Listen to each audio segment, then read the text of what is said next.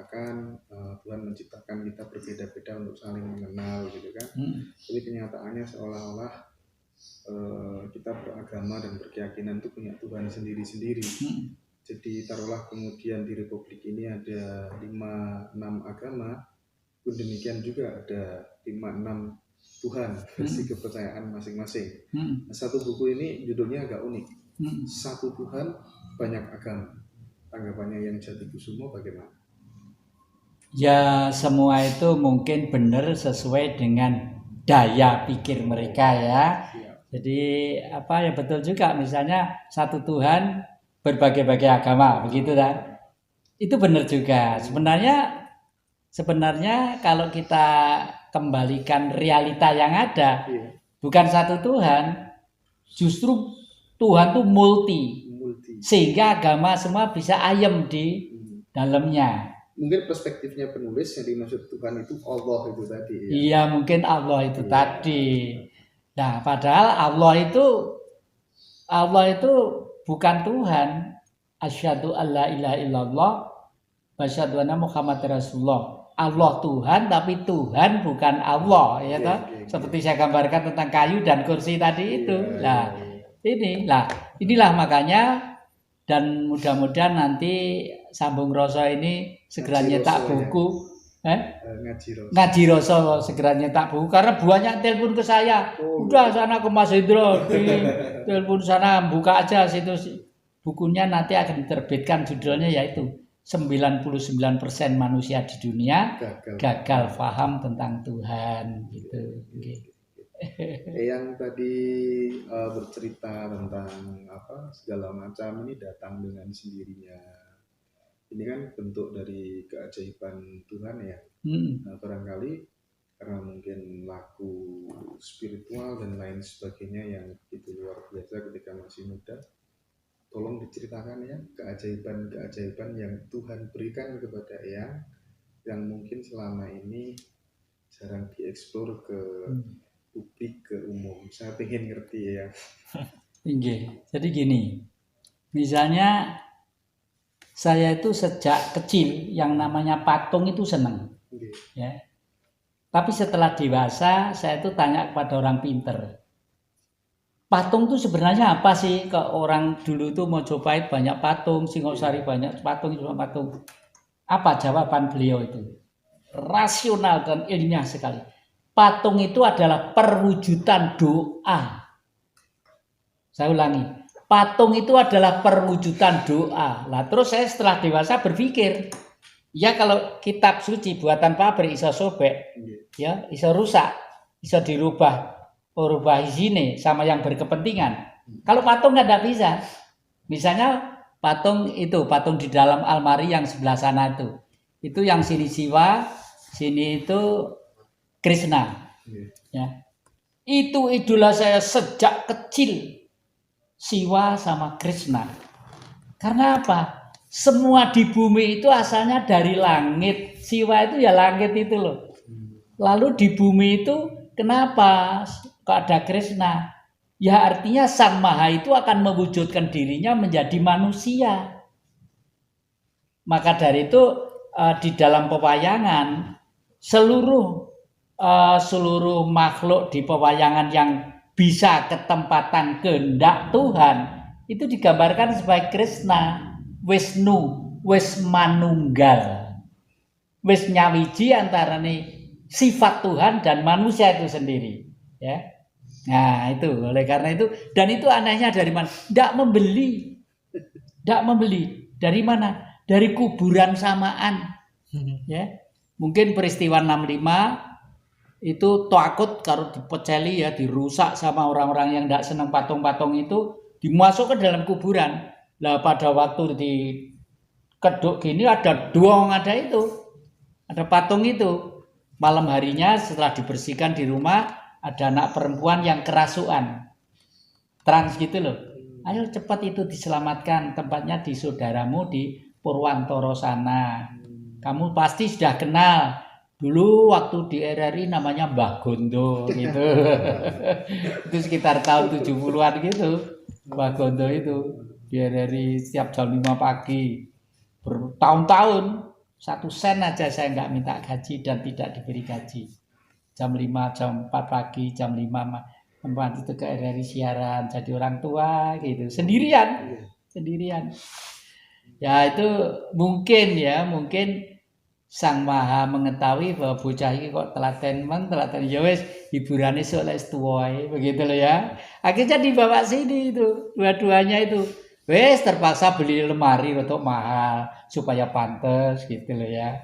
Itu jadi, dan ini semua begitu, semuanya itu termasuk, waduh nggak tahu kok seperti ini. Saya juga heran kadang-kadang lagi piye tahu iki. Orang tahu tuku kok barang sakmene kae gitu ya. Itu. Saya itu begitu mengidolakan orang-orang yang tulus mengabdi ya. Jadi apa ya, sangat terinspirasi gitu sama orang-orang yang hidupnya digunakan untuk mengabdi.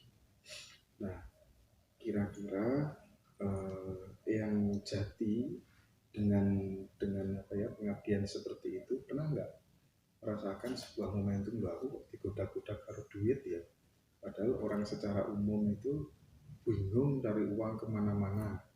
Pernah nggak sih ya merasakan hal seperti itu? Justru malah uang yang mengejar kita gitu. Akhir-akhir ini saya punya perasaan seperti itu. Justru akhir-akhir ini. Kenapa? Saya itu kalau melihat sesuatu tidak sempurna, tidak puas. Harus sempurna. Meskipun kecil jumlah saya. Misalnya begini. Tadi itu Anda tahu ya, adik-adik ya, itu saya beli murah itu kemarin ya, malah tadi itu bayar kurang 50 gitu. Itu saya punya kemarin diantar ukiran di atasnya, kemarin diantar itu. Rencana saya nanti untuk tempat keris saya gantung gitu, enak ya. Itu jadi ya gitu. Saya terpaksa harus mubeng cari. Itu kan bingung duit itu, cari ya. Kebetulan saya punya beberapa batu. Kemarin ngeleset di pinggir jalan, tukang-tukang batu gitu. Dan kebetulan itu saya tidak menduga.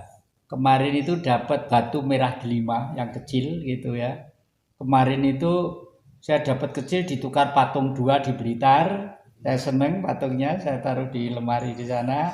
Nah, kemarin itu jalan-jalan kok ada lagi lebih bagus dan lebih kecil gitu, tapi lebih bagus kondisinya. Waduh, saya beli cuma 150 kemarin, itu mintanya 700.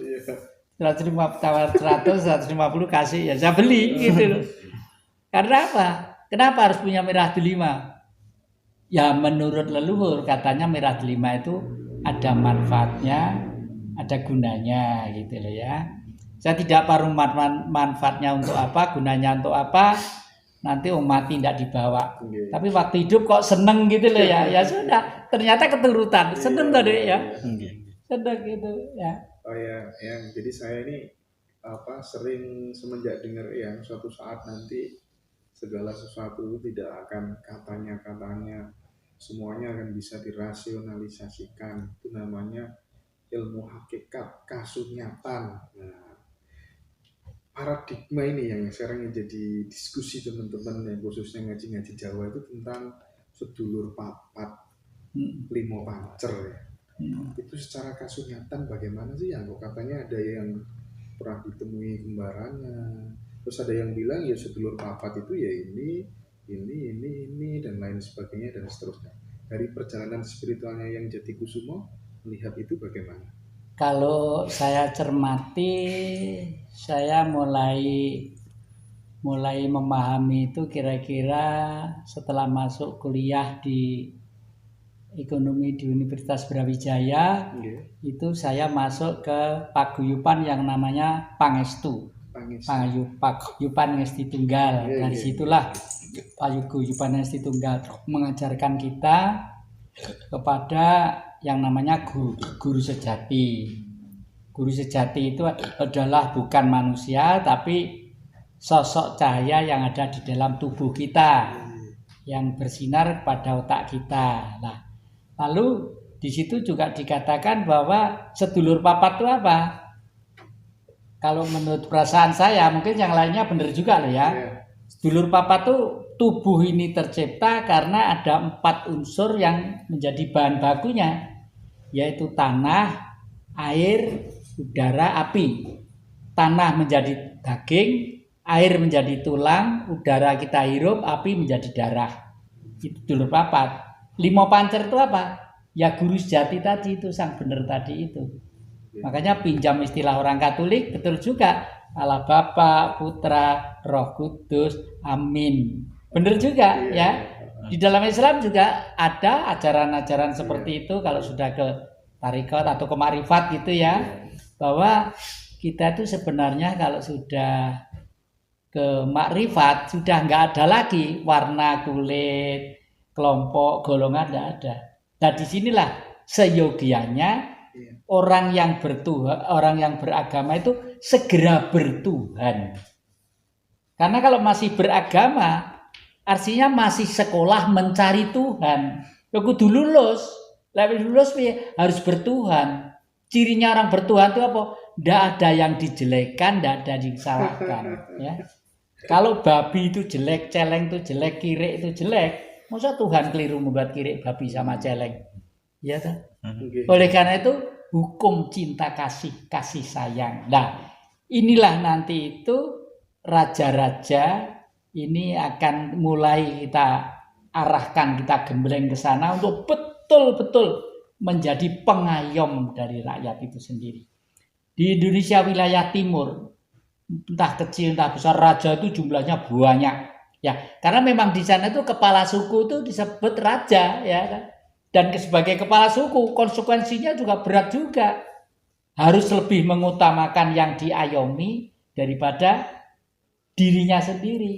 Sudah mengeterapkan yang saya katakan sebagai punta dewa tadi. Melihat